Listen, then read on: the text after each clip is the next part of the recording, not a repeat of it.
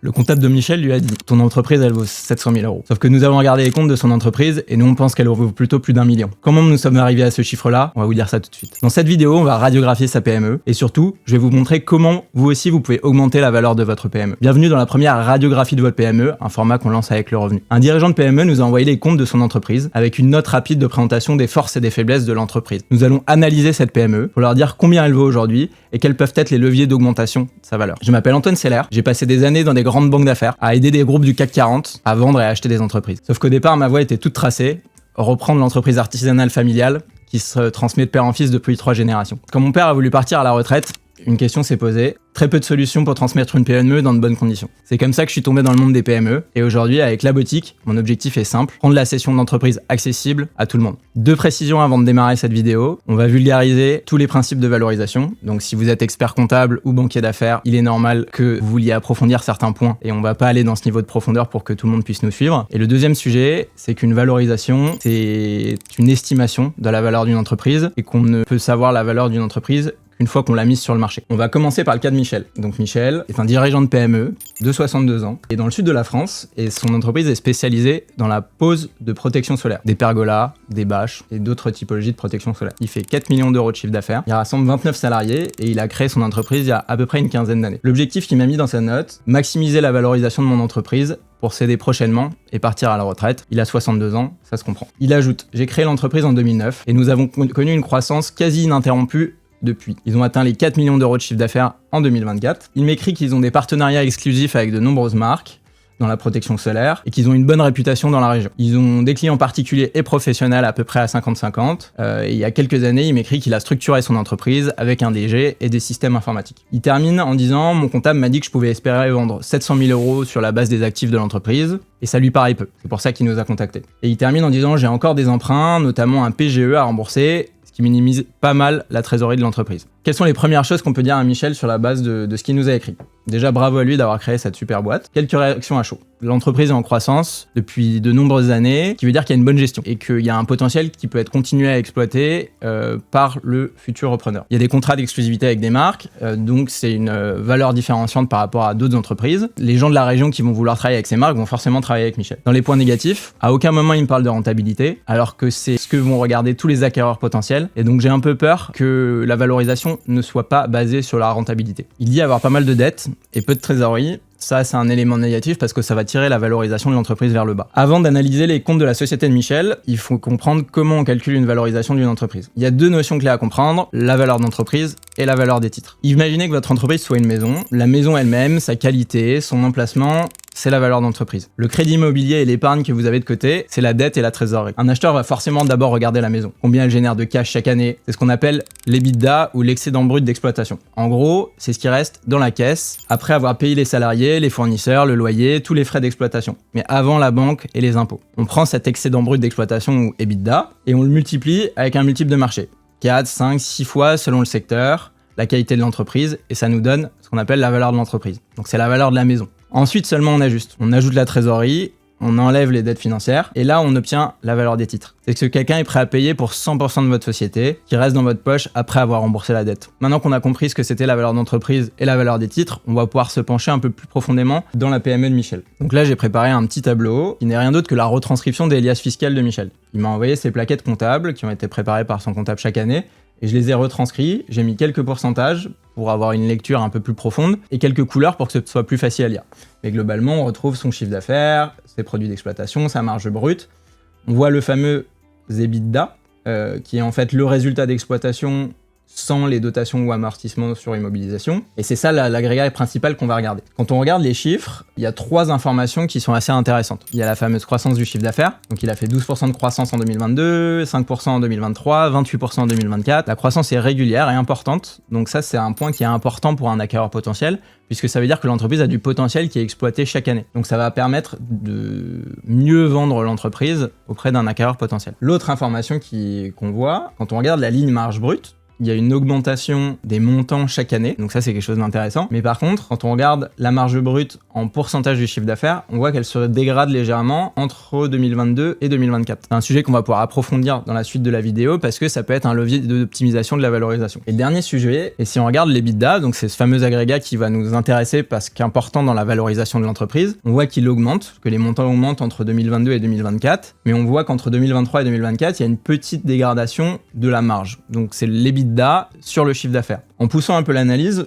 on essaye de comprendre pourquoi. Forcément, il y a cet effet marge brute dont on a parlé, mais il y a aussi l'effet masse salariale. En 2022, la masse salariale sur le chiffre d'affaires représentait 27%, alors qu'en 2024, elle représente 36%. Donc ça veut dire que chaque euro versé à un salarié produit un peu moins de chiffre d'affaires. Donc ça veut dire que Michel a recruté, ce qui est une super chose parce qu'il crée de l'emploi et qu'il développe son entreprise. Mais sur les prochaines embauches, il va falloir d'abord atteindre un palier de chiffre d'affaires pour conserver cette rentabilité, plutôt que d'embaucher en dégradant cette marge-là. Maintenant qu'on a vu les signaux et qu'on a bien compris l'entreprise de Michel, je vous montre la partie peut-être la plus intéressante, c'est comment on augmente la valorisation de cette entreprise. Et pour ça, il y a 3 boîtes à outils. La boîte à outils numéro 1, c'est simple, c'est les leviers opérationnels, c'est ce qu'on a sur le terrain. Donc on a vu et on a dit avant que la marge brute de Michel se dégrade. La marge brute, c'est quoi? C'est simplement le chiffre d'affaires moins le coût des marchandises vendues. Donc dans le cas de Michel, comme vous l'avez compris, si cette marge brute se dégrade, ça veut dire que soit il paye plus cher les pergolas qu'il achète pour les poser, soit il les vend moins cher. En toute vraisemblance, il va pas les vendre moins cher. Donc ce qui est en train de se passer dans son entreprise, c'est que ses fournisseurs ont augmenté légèrement leur prix et que lui, il a pas forcément répercuté sur son chiffre d'affaires ou sur son prix de vente. Et du coup, ses marges se contractent. Donc il y a 2 solutions à ça. C'est soit il va voir ses fournisseurs en disant « Écoute mon coco, tu m'as augmenté le prix, moi j'aimerais bien renégocier tout ça parce que ça me dégrade ma marge. Et en plus, je suis distributeur exclusif et on bosse ensemble depuis longtemps, donc ça pourrait être intéressant. » Soit deuxième sujet, j'augmente légèrement mes prix. C'est des choses qui arrivent dans le milieu du business. Une amélioration d'1% de marge brute, c'est souvent des dizaines de milliers d'euros en plus dans la valorisation. Le deuxième sujet, on l'a touché du doigt tout à l'heure, c'est le recrutement. Les salariés produisent un peu moins de CA en 2024 qu'en 2022, et c'est pas parce qu'ils sont fainéants, c'est simplement parce qu'ils sont un petit peu plus nombreux. Donc comme on le disait tout à l'heure, au moment où il va y avoir un nouveau recrutement, Michel va regarder s'il y a un palier de chiffre d'affaires qui a été atteint pour absorber ce nouveau recrutement. Le deuxième sujet, on l'a touché du doigt tout à l'heure, c'est la productivité. Ça veut pas dire que les entreprises de Michel sont fainéants, c'est simplement que Michel a recruté et qu'il n'a pas encore atteint des paliers de chiffre d'affaires qui lui permettent d'absorber ces recrutements. La seule chose sur laquelle il faudra être vigilant, c'est sur le prochain recrutement, attendre qu'on ait atteint un palier de chiffre d'affaires pour conserver ce niveau de marge. La deuxième boîte à outils, elle est souvent oubliée par les dirigeants d'entreprise, c'est les leviers comptables. Donc il faut prendre un peu de temps, aller s'asseoir avec son expert comptable pour essayer de comprendre les chiffres, mais c'est un vrai levier d'optimisation qui peut permettre d'augmenter la valeur. Certaines charges sont comptabilisées dans l'exploitation, alors qu'elle devrait tout simplement être un exceptionnel. L'exploitation, qu'est-ce que c'est? C'est le au jour le jour dans l'entreprise. C'est tout ce qui est normal dans le cadre de l'entreprise. C'est ce qui va passer au-dessus du résultat d'exploitation et donc naturellement au-dessus de l'agrégat qui nous intéresse, excédent brut d'exploitation ou EBITDA. Ça peut être par exemple des frais juridiques exceptionnels, ça peut être des dégâts sur vos bâtiments qui sont liés à des aléas climatiques. C'est tout ce qui va sortir du quotidien de l'entreprise. Et l'idée, c'est de voir avec votre expert comptable si elles peuvent pas plutôt être classées en charges exceptionnelles, ce qui permet d'augmenter la rentabilité opérationnelle de l'entreprise. En les sortant du résultat d'exploitation, l'EBITDA augmente mécaniquement. Et ce qu'il faut retenir, c'est que chaque euro sorti de l'exploitation est un euro gagné en plusieurs fois dans la valorisation de l'entreprise. La boîte à outils numéro 3, c'est peut-être la plus puissante, c'est les leviers extra-comptables. C'est la magie de la valorisation. On prend le compte de résultat et on le remet dans la réalité économique de l'entreprise. Là, je vous mets sous les yeux un deuxième petit tableau. On va avoir 3 types de retraitements, 3 types de réarrangements extra-comptables qui peuvent être considérés dans le cadre d'une session d'entreprise. En discutant avec Michel, je me suis rendu compte qu'il se payait très bien pour un dirigeant de PME. Il se paye 150 000 euros par an. La réalité, c'est que la rémunération moyenne des dirigeants de PME dans son secteur, elle est plutôt autour de 100 000 euros. Donc ça veut dire que quelqu'un qui rachète l'entreprise et recrute quelqu'un pour remplacer Michel demain, il le payera que 100 000 euros par an. Donc dans la réalité économique, Michel devrait coûter que 100 000 euros par an. Donc on peut ajuster la différence entre sa rémunération et la rémunération du marché pour venir augmenter la rentabilité de son entreprise. Le deuxième point qu'on peut voir, c'est que si demain Michel vend, il sera plus dans l'entreprise. Et il y a plein de petites dépenses qui passent sur l'entreprise et qui peuvent être des frais mi-pro, mi-perso. Et on a estimé ensemble que ça représentait à peu près 20 000 euros par an. Et comme si demain il vend l'entreprise, Michel n'est plus là, cette dépense disparaît automatiquement. Donc on est capable aussi de venir la ressortir de la rentabilité de l'entreprise pour augmenter cette dernière.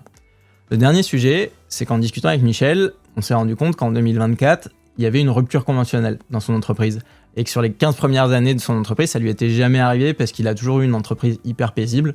Bon, en 2024, ça s'est mal passé avec un salarié, du coup, il y a une rupture conventionnelle. Ça n'arrive jamais, donc c'est pas le cours normal de l'entreprise de Michel. Donc l'idée, c'est qu'on peut le passer en exceptionnel, en extra-comptable cette fois. Donc on va venir le sortir de l'exploitation, comme je vous disais tout à l'heure, pour augmenter la rentabilité. Le résultat, c'est que comme vous le voyez dans le tableau, on vient de créer un nouvel agrégat qui s'appelle l'EBITDA ajusté à la réalité économique de l'entreprise. En 2024, l'excédent brut d'exploitation normal de Michel, il est de 161 000 €. Et grâce à nos ajustements, on a pu le monter jusqu'à 244 000 €. Du coup, on augmente déjà la valeur de l'entreprise de Michel vu qu'on augmente sa rentabilité. Et encore, on n'a rien fait d'extraordinaire jusqu'à maintenant. La prochaine étape, c'est le calcul de la valeur de l'entreprise de Michel. Rappelez-vous, la valeur d'entreprise, c'est la valeur de la maison avant la dette. Ici, on a les résultats à décembre 2024, donc on va calculer la valorisation à décembre 2024. Comment ça se passe la valorisation? On va prendre ce fameux excédent brut d'exploitation ou EBITDA et on va le multiplier par un multiple de valorisation. Il y a un multiple sectoriel. Donc là aussi, je vous ai préparé un petit tableau parce que le plus simple pour comprendre quel est le multiple de valorisation, c'est de savoir combien d'autres acquéreurs ont été prêts à payer pour des entreprises similaires à celles de Michel. Donc là, nous, on est allé voir dans des bases de données et on a trouvé 5 transactions, 5 entreprises, 5 PME qui ont été achetées qui sont similaires à celles de Michel. Donc on a des entreprises qui sont en France, on a des entreprises qui sont en Italie, on a des entreprises qui sont en Grande-Bretagne et on a ici tous les multiples de valorisation, tous les multiples d'EBITDA qui ont été appliqués pendant ces opérations-là. Donc ça nous donne un multiple moyen, si on fait la moyenne de ces opérations, de 5,4. On pourrait aller beaucoup plus dans le détail pour les puristes, pour savoir quelles sont les entreprises qui sont réellement la plus proche de celle de Michel. Mais là, l'idée, c'est pas d'être dans le détail, c'est d'expliquer le grand mode de fonctionnement. Donc on a notre multiple qui est de 5,4, on a notre EBITDA retraité qui est de 244 000, on fait une multiplication comme en CM2 et on obtient la valeur d'entreprise de Michel qui est de 1 318 748. Et attention, là, on n'a pas encore fini. Il nous reste la dernière étape qui est le calcul de la fameuse valeur des titres. Il faut aussi qu'on considère la dette. Donc c'est là qu'on va calculer la valeur des titres. Et c'est ce que vous voyez un petit peu après dans le tableau. Donc il y a le niveau de trésorerie de l'entreprise de Michel, un peu plus de 63 000 €, et il y a le montant des emprunts. Donc pour avoir la valeur des titres, on va rajouter la trésorerie et on va venir soustraire les emprunts. Et comme ça, on a la valeur des titres. Donc c'est la valeur de 100% de l'entreprise de Michel, qui est, avec les ajustements qu'on a pu faire, sans les ajustements opérationnels, sans les ajustements comptables et uniquement avec les ajustements extra-comptables, qui est d'un peu plus d'1 million. 1 53 801 €. Rappelez-vous, son comptable parlait de 700 000 €. Nous, on arrive avec quelques ajustements à 1 53 000. Michel vient de récupérer plus de 300 000 € juste en comprenant comment une valorisation fonctionne. Et encore, on peut faire encore mieux. Il y a encore d'autres leviers dont on n'a pas parlé. Maintenant, vous avez compris que la trésorerie et les emprunts, c'était important dans la valorisation d'une entreprise. Le fait est que opérationnellement, il y a quelques ajustements assez simples qui peuvent permettre de maximiser la trésorerie de l'entreprise. Donc là, on va voir quels sont les moyens d'optimiser le montant de trésorerie dans l'entreprise de Michel. Je vous ai préparé un dernier tableau qui permet de regarder 3 choses, qui sont le stock, les créances clients et les dettes fournisseurs. En optimisant ces 3 agrégats-là, et c'est purement de l'opérationnel, on va pouvoir maximiser la quantité de trésorerie dans l'entreprise de Michel et du coup maximiser la valeur à la revente. Le premier sujet, c'est les stocks. On voit qu'entre 2022 et 2024, il est passé de 22% de stock sur chiffre d'affaires à 19%. C'est très bien parce que ça veut dire qu'il a moins de trésorerie immobilisée dans son stock pour faire fonctionner l'entreprise. L'idée, c'est pas de maximiser son stock parce que le stock, c'est de l'argent qui dort. L'idée, c'est de faire diminuer ce stock au minimum pour faire fonctionner l'entreprise. Donc si Michel pense qu'il peut encore diminuer le montant de son stock, c'est super parce que ça va faire de l'argent qui restera sur le compte bancaire de l'entreprise. L'autre sujet, c'est les créances clients. On peut calculer un truc tout simple qui s'appelle le délai moyen de paiement. Donc on voit que ce délai moyen de paiement, il était de 50 jours en 2022, il était 38 jours en 2023 et qu'il est remonté à 51 jours en 2024. Ça veut dire qu'en moyenne, en 2024, les clients de Michel, ils mettent 51 jours à le payer, alors qu'il mettait que 38 jours à le payer en 2023. Et en fait, plus on va diminuer ce délai de paiement, plus on va avoir régulièrement de l'argent sur le compte en banque. Donc l'objectif pour Michel, demain, c'est de repasser ce 51 à 38. C'est de demander à ses équipes comptables comment on fait pour être payé plus rapidement par nos clients, et ça va augmenter le montant sur le compte bancaire et donc mécaniquement augmenter la valorisation. Le troisième sujet, c'est les dettes fournisseurs. Donc là, pareil, on est capable de calculer un délai moyen de paiement, mais dans l'autre sens. Et combien de temps on met pour payer nos fournisseurs? Ici, on voit qu'en 2022, Michel, il mettait en moyenne 47 jours pour payer ses fournisseurs et qu'en 2024, plutôt 34. L'idée, c'est pas de se prendre la tête avec ses fournisseurs. L'idée, c'est de les respecter, mais de prendre un temps raisonnable pour les payer, pour maximiser le niveau de trésorerie de l'entreprise. Et si Michel vient diminuer le montant immobilisé de ses stocks, il vient diminuer le délai de moyen de paiement de ses clients et augmenter le délai moyen de paiement de ses fournisseurs, il va maximiser son niveau de trésorerie et du coup, il va maximiser la valorisation de son entreprise. Et tout ce dont on parle là, c'est l'optimisation du besoin en fonds de roulement, du BFR, dont vous avez sûrement entendu parler, et c'est la manière la plus rapide d'augmenter la valeur d'une PME. Et si Michel, il vient minimiser son niveau de stock et donc minimiser la trésorerie qui est immobilisée en stock. Si Michel, il vient diminuer son délai moyen de paiement de ses clients pour récolter un maximum de trésorerie et maximiser le délai moyen de paiement de ses fournisseurs, il va mécaniquement augmenter la trésorerie dans son entreprise et augmenter du coup la valorisation de son entreprise. Et là, on parle de quelque chose dont vous avez forcément déjà entendu parler, du besoin en fonds de roulement, c'est l'optimisation du BFR. Et l'optimisation du BFR, c'est un levier hyper puissant dans la maximisation de la valorisation de son entreprise. C'est réel, c'est immédiat et ça marche. Michel pensait que sa PME valait 700 000 euros en discutant avec son comptable. En regardant une demi-heure, on l'a valorisé 1 million d'euros. Michel pensait que sa PME valait 700 000 euros. En regardant une demi-heure, on lui a retrouvé 350 000 euros de valorisation en plus. Si cette vidéo réunit plus de 50 likes, on fera une partie 2. On analysera une deuxième PME. À très bientôt pour une nouvelle radiographie de PME. Et rappelez-vous, on ne vend pas seulement une entreprise, on vend une vie de travail, donc autant le faire dans les meilleures conditions.